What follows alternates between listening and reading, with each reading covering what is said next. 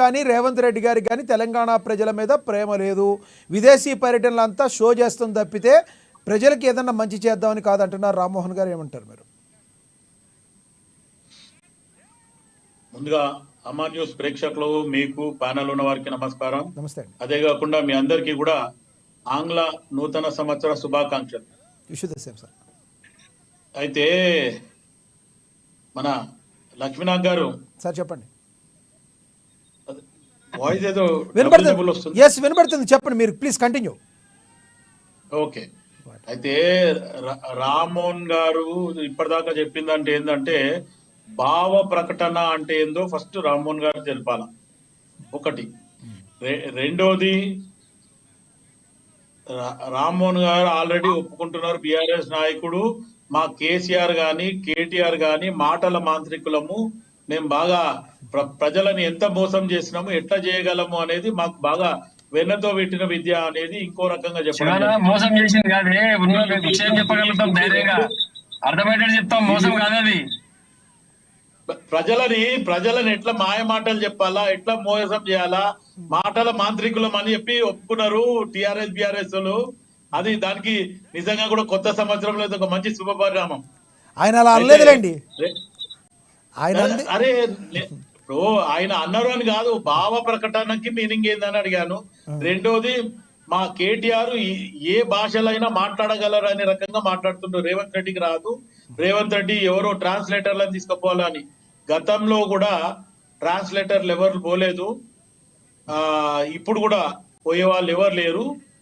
అయినా వచ్చిన భాషనే మాట్లాడతాడు. ఏముందండి, కేటీఆర్ పోయి యుఎస్ లో చదివిండు, అక్కడ ఏం జరిగిండు అనేది గతంలో మా మధు యాష్కి గారు చెప్పడం జరిగింది.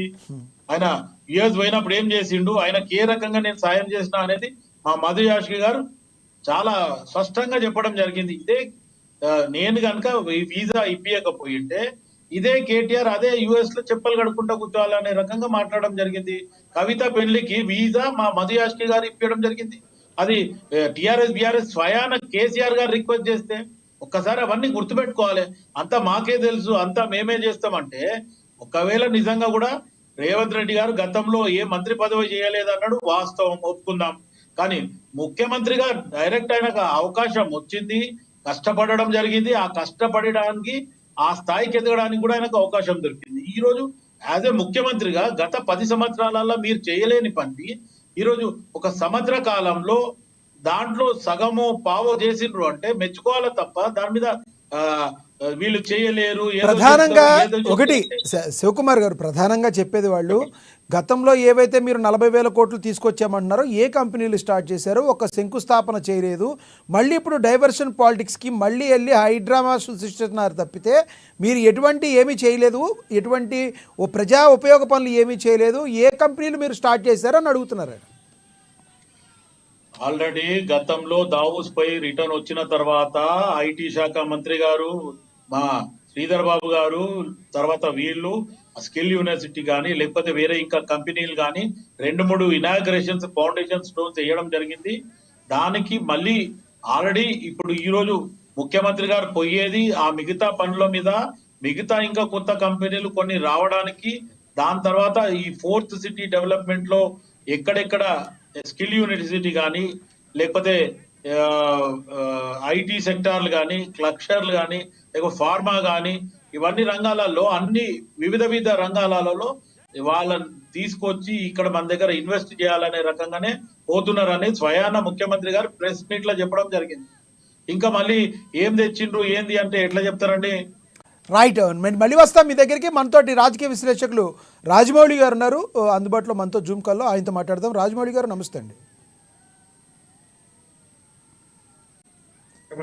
రాజమౌళి గారు, జనవరి 21 నుంచి 23 వరకు సీఎం రేవంత్ రెడ్డితో పాటు ఐటీ పరిశ్రమల శాఖ మంత్రి దుద్దిళ్ల శ్రీధర్ బాబు, ఆ శాఖ ప్రత్యేక ప్రధాన కార్యదర్శి రంజన్ గారు కూడా ఉన్నతాధికారులు సదస్సులో పాల్గొనున్నారు. దావోస్ పర్యటన ఉంది.